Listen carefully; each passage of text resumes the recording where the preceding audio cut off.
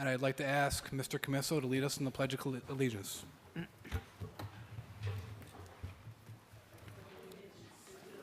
flag of the United States of America, to the republic for which it stands, one nation, under God, indivisible, with liberty and justice for all.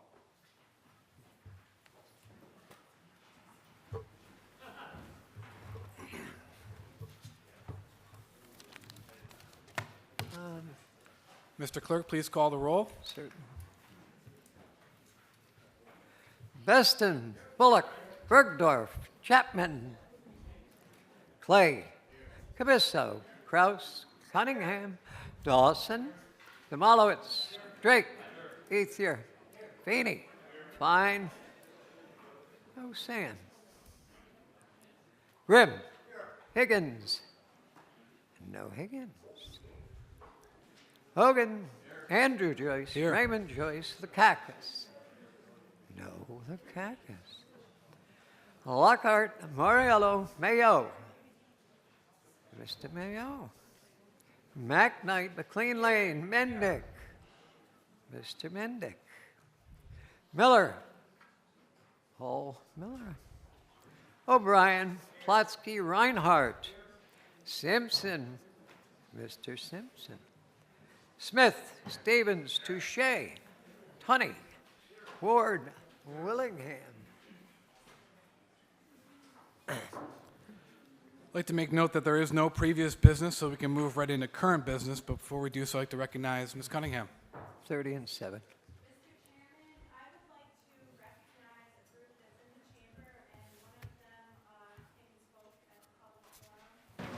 It's a group called the Youth in Government Program. I think we still have many of them in the audience. I'm going to ask all of the Youth in Government students that are here to please stand. I think we have the group of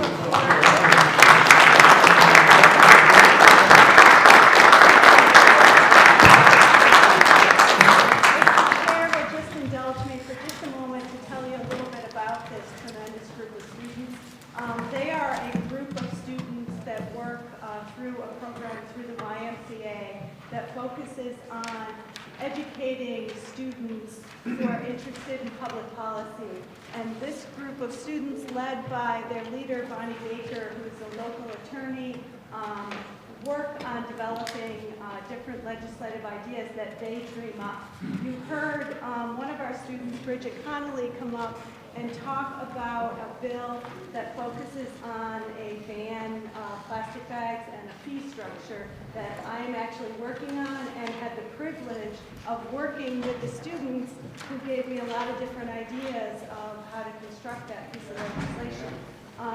But it's not just that, they're working on very provocative ideas like even educating me. A group worked on a bill that would require the State Department of Health to expand its group of drug education programming that to include a category of drugs called study drugs, which are essentially prescription drugs like Adderall that get misused by young people who are looking to help them stay awake, to help them study for tests, which is why they're called study drugs. This group also goes to a state conference where they actually present their pieces of legislation. They've had bills that have actually passed the state legislature. They are then required to defend the bills in a setting, and they have a government structure. They have a governor and cabinet officials. They have lobbyists and communications folks. So it's a really robust program. I'm very glad that we have the 4 of you left. There was a larger group that had to leave. Oh, there's a group in the back. My own daughter is a participant in this program as well. Grace Meredith, a little shout out to Grace. But it's a tremendous opportunity. If any of you have the opportunity in your communities to work with these students, it's really a wonderful thing to see young people getting involved in public policy development at an early age. So thank you for joining us today.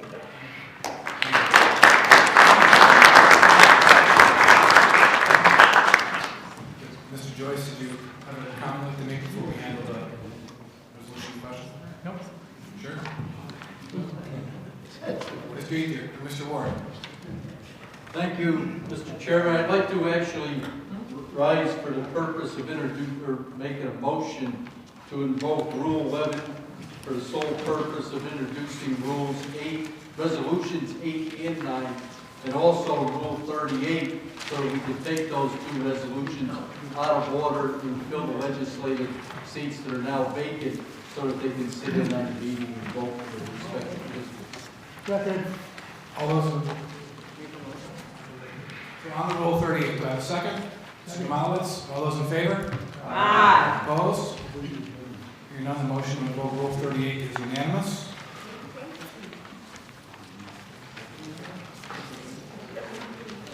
Okay, Mr. Clerk, can you read the first Rule 11 we have? So, resolution number 8, on a county legislature to represent the 17th legislative district. Mr. Ethier. Thank you, Mr. Chairman. I wasn't going to say some of the things I'm going to say, but seeing how it brought to the attention of the legislatures, and I did bring it to your attention because I follow the rules of the Albany County Democratic Party on how this process works. It's always been, since I've been here historically, whenever there's a vacancy in one of our districts, the committee in that district, the board leaders get together, they choose a replacement, they come down, and all parties do that. So that's, I follow the rules. What I did to give you insight, so these things about the Democratic Committee is, let me give you a heads up. When Ralph Signoracci decided to step down, I knew anything about it, nobody knew anything about it. So it had to be replaced, which is back to us. So with that, I called a meeting with 3 ward leaders involved. The 2nd ward in Cohoes, the 6th ward, and the 3rd ward. And we met in Cohoes at a restaurant, and I told them what the process was, what's going on. We got to make decisions. There's a time element within the legislature itself. So I said, we got to figure the best way to do all this stuff. And at that time, one of the ward leaders said to me, well, since this morning I had a call from a fellow named Bill Rickard, and I said, I also had a call from Randy Knifton. And also had a call from Bill Rickard. And I said to them, well, that's 3 people. We all know where they are. But let's wait another week, come back the following Saturday. We'll go back the following Saturday, and see what we're here in between. Any other candidates, stuff like that. So unfortunately, during that period from Saturday to Saturday, the Times Union takes it upon themselves to condemn the Democratic Committee in that district as being all friends of Sean Morris, his family, and firemen. That was an awful article, because first of all, those 18 committees were not all his relatives and family, but they're also elected by the people in that district in the city of Cohoes. And they represent the people in the city of Cohoes. So we had that face at the 2nd meeting, we had that face in this, along with a few more names that came forward. So I said to the ward leaders, I believe the best way out of this for all of us, because of all this stuff going on, it's a short period of time. The election will be, before we're going to move back now, but prior to that, the election's going to be in September, the primary. The petitions will go out in June. So let's do something in the meantime. But we come up with the suggestion of running somebody that's not opposed. It's not going to run for the office. Not going to run for office. Has no interest in it. So with that, we felt as though we got a good candidate. His name was Tom McGrath. I'm not talking your papers. He was our candidate. Nice member of the neighborhood watch.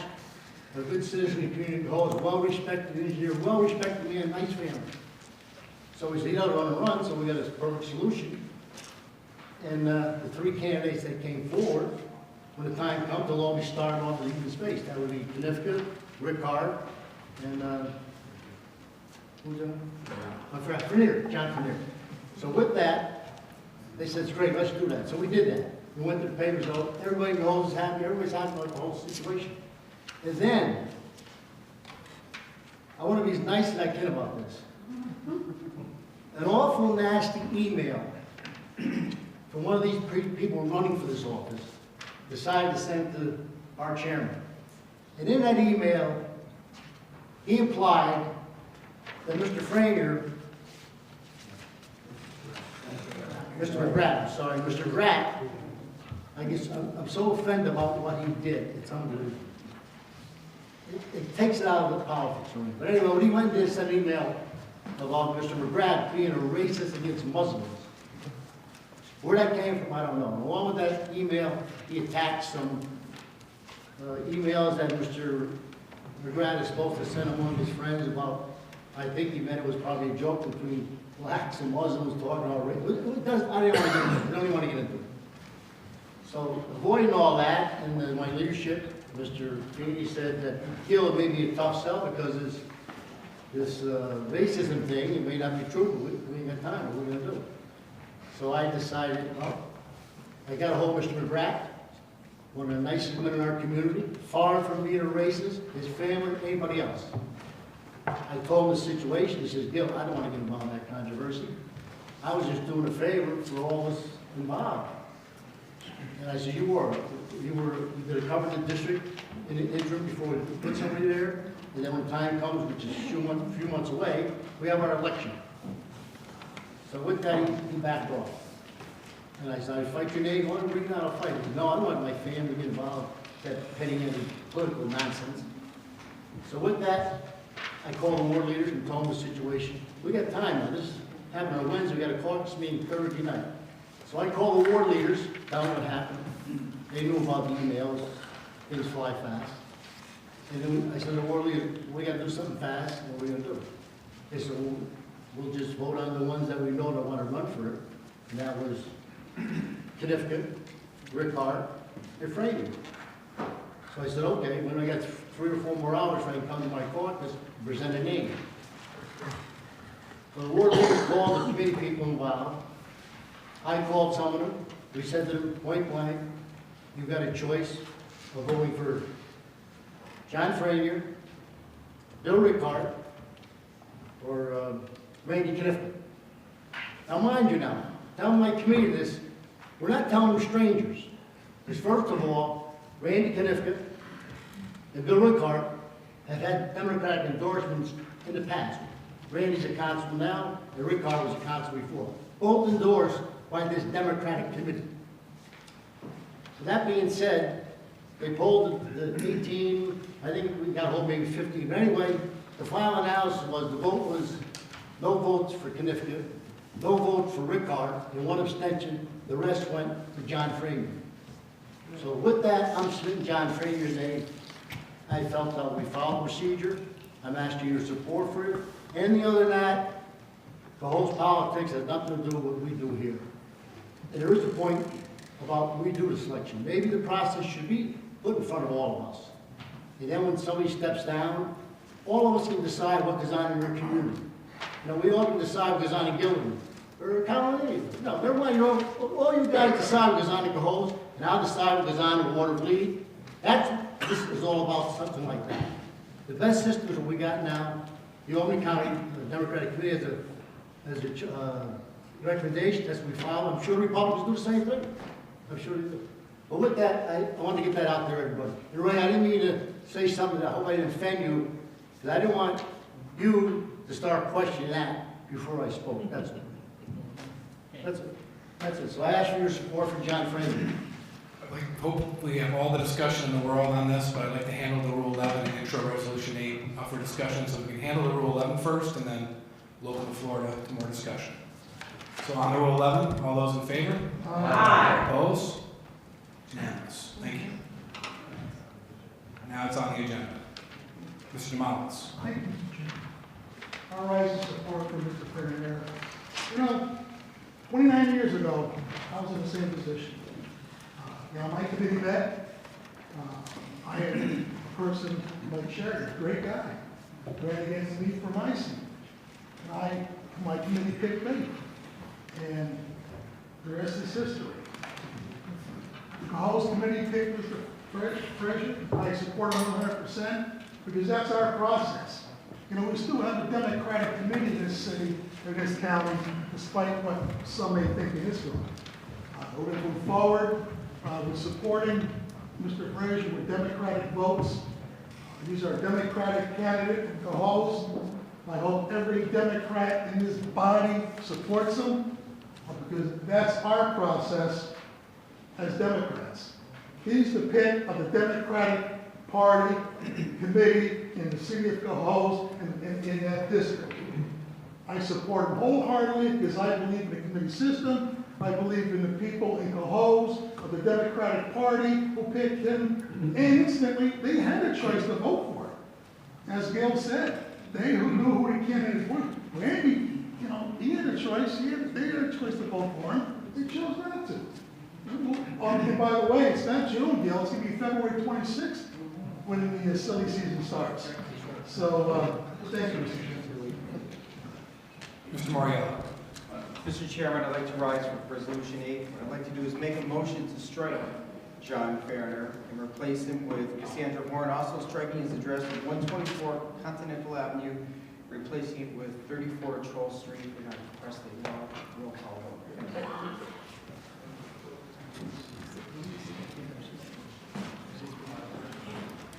Mr. Moriello, have you filed that amendment with the clerk? No, it is. Just asking. This amendment off the floor. Mr. Bergdorf. This ball. Just an amendment off the floor. Mr. Kraus. Mr. Chairman, I'd like to speak on the amendment. May I do that? Thank you. If there's one thing we know in this room is that Mr. Ethier is a passionate man, and I respect his passion for what he has to say and what he has to deal with. It was quite an education of how things seem to happen in the city of Cohoes when it comes to picking people who may serve. And obviously, you have the votes here tonight as Democrats to make that happen. But let's keep in mind that the person who is being put up for this is a placeholder. It's someone who's not going, perhaps, to pursue the position in November. We have in front of you tonight another choice. A young woman who is a nurse, a professional, a lifelong Cohoes native, and she's a Republican out of Cohoes. How about that? She brings youth, she brings encouragement, enlightenment, enthusiasm, and she has declared that regardless of what happens here tonight, she is going to run for that seat.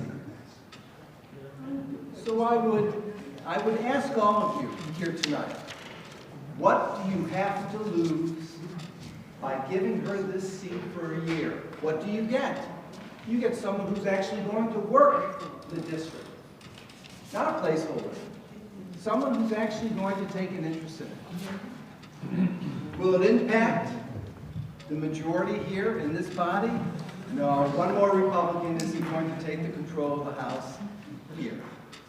But what it might do is to show that this body is truly interested in looking at the future, giving young people an opportunity to step forward and say, I would like to try to make a difference, and giving that person a year to do so. I think it's a great opportunity for us to do something like that. I think it shows that we are looking for a new path. We are open to younger people. We are open to more women in this body.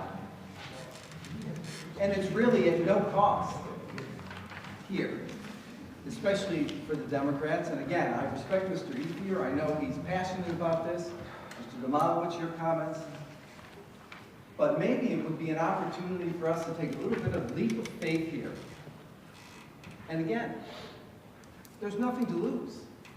So I would recommend that you vote for Mr. Moriello's amendment and that you give Cassandra Horn an opportunity to show what she might be able to do here and support some young people coming out of Cohoes.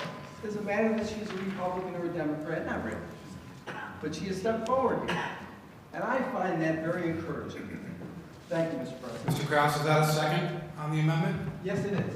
Okay, so on the amendment, change the name on Resolution 8. A long roll call, please.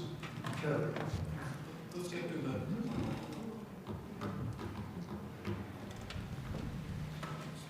Heston. Bullock. No. Bergdorf. Aye. Chapman. No. Clay. Commissioner. Dawson, No. Demolowitz, No. Rick, Yes. Ethier, No. Feeny, No. Grimm, Yes. Hogan, Yes. Andrew Joyce, No. Reagan Jones, Lockhart, Yes. Morrell, Yes. McKnight, No. McLean Lane, No. O'Brien, No. Pulaski, No. Reinhardt, No. Smith, No. Stevens, Yes. Touche. I'm sorry.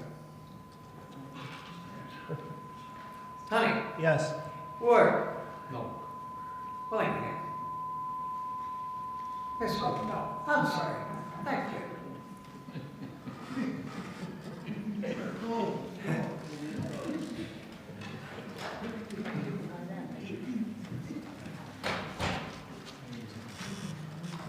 Amendment. Motion to amend Resolution 8 fails. Mr. Stevens? I was going to second that. Mr. Ethier?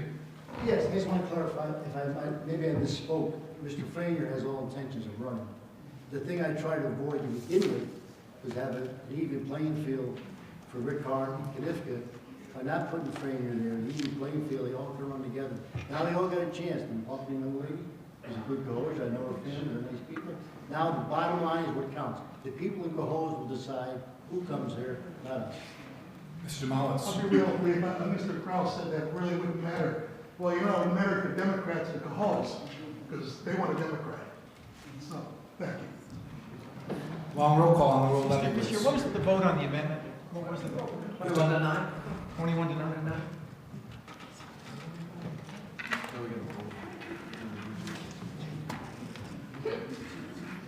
Mr. Reinhardt? I guess what I want to say is, I think we should, as a body, think seriously about this process, how it rolled out. I've heard a lot of different things about how the process rolled out, and I'm kind of frustrated about the lack of time. I personally would have liked to have heard from all the candidates, whether they were Republican or Democrat, what their policy positions were on some things. We, in a sense, are making a decision like what voters make. Voters want to know what the candidates have in mind if they get elected. I would have appreciated the chance to learn more about these candidates. And by the way, what I'm saying now has nothing to do with the specifics of the candidates that we have been addressing tonight. It's a process question that I'm trying to raise here. I hope there's a way we can perhaps review this and figure out a way to have more time to make a well-reasoned decision. Thank you. Excuse me, I just want to say one thing about the process. It's been a process for years. It's a Republican process, the Democratic process.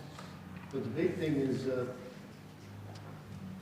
we shouldn't be choosing who's going to run Cohoes because somebody goes up here and says, I'm going to do this, I'm going to do that. We represent everybody outside. So the person coming in front of all of us saying, here's my philosophy, here's what I should do, get into battles with us, let them get here first, and then get in our own little caucus battles. Don't have them come here and try and sway, well, you know, I'm in favor of sick leave. Oh, no, I'm against sick leave. Oh, I'm in favor of redistricting. That plays to our audience here, not the people out there. The people out there will decide who comes here and what policies they bring to us. We don't just sit here and say, well, I like this policy, better that policy. Then it gets in the political arena where it does not belong. It belongs in the arena of the people out there. Let them send the candidates to us. In Cohoes, and in your communities too. Because it ain't going to be Cohoes if we do, and he has a good point in a lot of ways. Maybe the process should be looked at. But it should be looked at by our parties, not by us in here. We know we make the appointment. Let the political parties out there make these decisions during replacement time. Because replacement is only replacement. The voters decide in November. And that's the ones who should put people here, not us. Mr. Kraus? Thank you, Mr. Chairman. Just for the record, I'd like to note that out of everyone who's been discussed here tonight, Ms. Horn was the only one who came here and stood up there to address all of us. It's just for the record. Okay, let's have a vote. Two that aren't here, it's, yeah.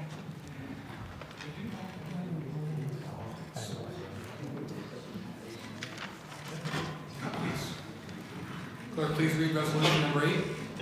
Resolution number 8, and the resolve clause. Resolve that John E. Frenier, residing at 124 Continental Avenue, Cohoes, New York, 12047, is hereby appointed county legislator from the 17th Legislative District for a term commencing immediately and ending December 31st, 2019.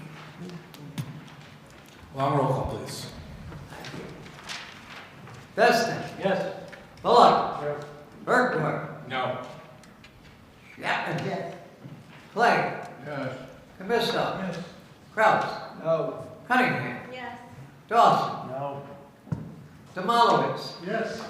Drake. No. Ethier. Yes. Feeney. Yes. Grimm. No. Hogan. No. Joyce. Andrew. Yes. Raymond Joyce. Yes. Lockhart. No. Morial. No. McKnight. Yes. McLean Lane. Yes. O'Brien. Yes. Pulaski. Yes. Reinhardt. Yes. Smith. Yes. Stevens. No. Tunny. No. Ward. Yes. Willingham. Yes.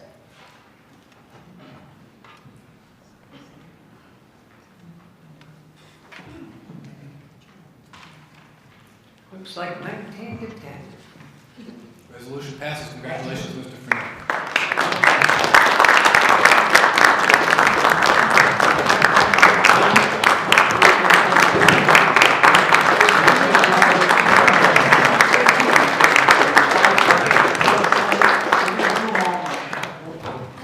We have another appointment tonight, so we'll do both of them and once we swear them in, they'll sign the book, so we'll do it expeditiously, 2 at a time.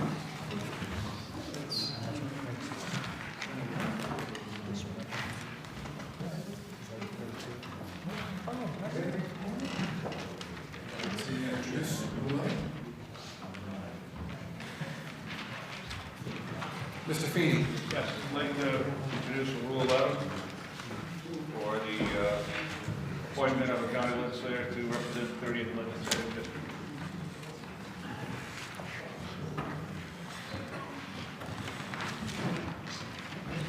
So on the Rule 11, all those in favor? Aye. Opposed? Second and Rule 11. Seconded by Mr. Demolowitz. Rule 11 passes.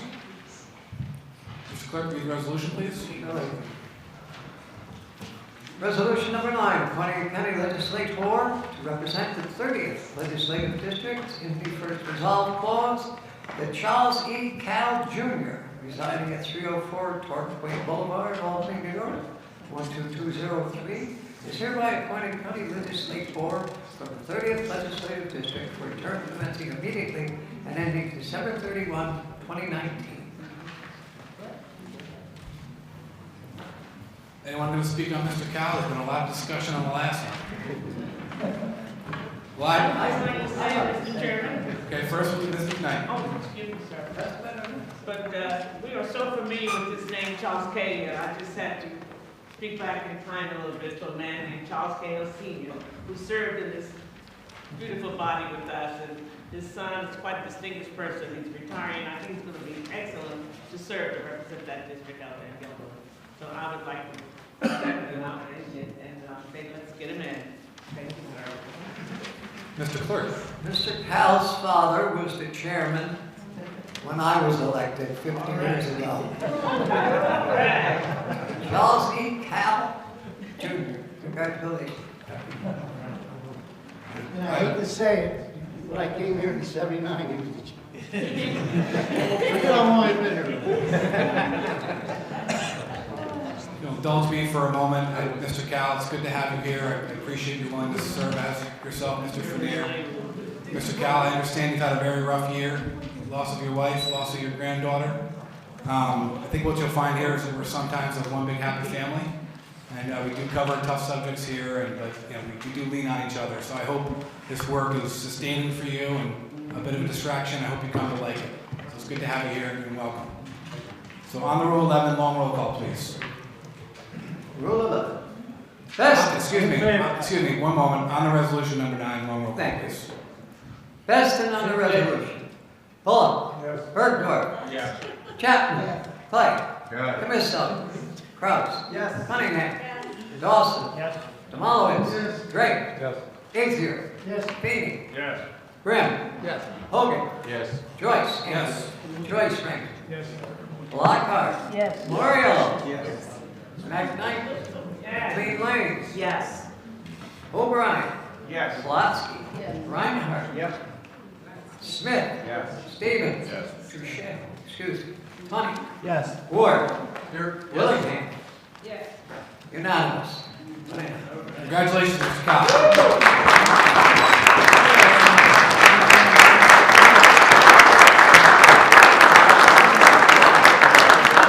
Let's take a brief 5-minute recess so these 2 new appointees can come up and sign the book and get sworn in.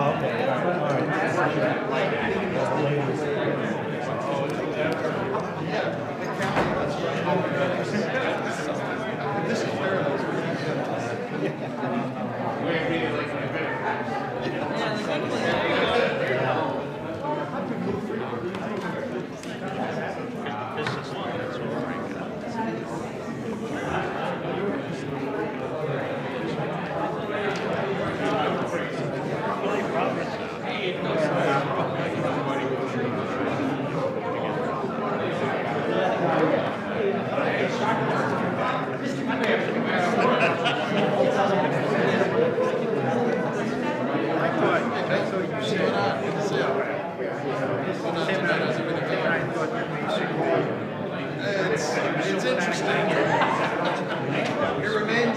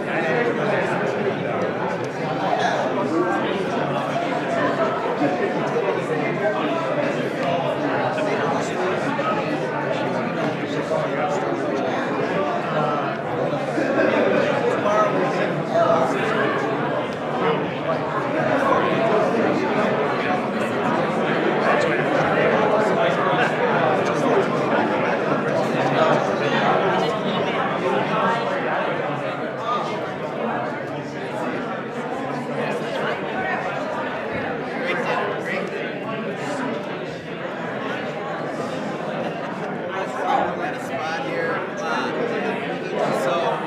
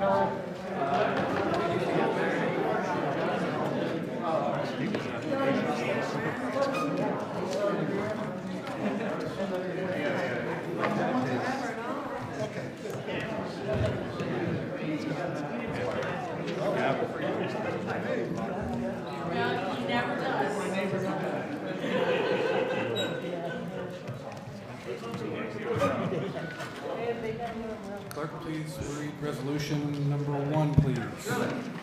Appointment of a member of the Board of Directors of the Board of Cooperative Extension.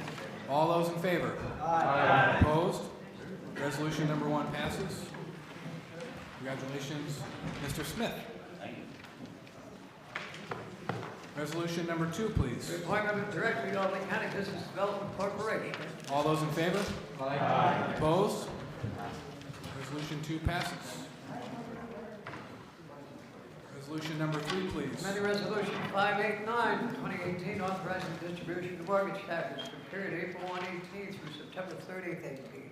All those in favor? Aye. Opposed? Resolution 3 passes.